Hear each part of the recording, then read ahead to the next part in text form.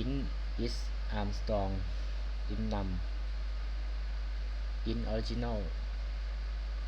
ก็คือเก็บค่าตัวเลขเดิมเพื่อเปรียบเทียบในตัวสุดท้าย int sum ก็คือเก็บผลรวมของเลขแต่ละหลักยกกำลังตามหลัก digit ก็คือจำนวนหลักของตัวเลข int temp ก็คือการใช้ตัวแปร temp เพื่อไม่ทำลายค่านำ temp slash เท่ากับ10คือตัดหลักขวาสุดออก digit บวกคือนับจำนวนหลัก digit เท่ากับ temp % 10คือแยกหลักขวาสุดเผา digit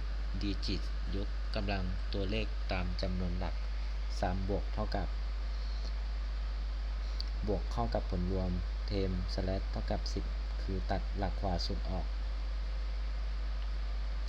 return sum ถ้า sum เท่ากับตัวเลขเดิมเป็น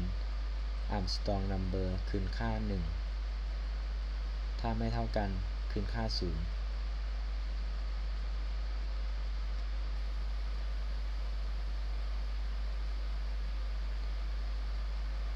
เรียกใช้ฟังก์ชัน is Armstrong ถ้าเป็น Armstrong เท่ากับ pass ถ้าไม่ใช่ not pass return 0จบการทำงานของโปรแกรม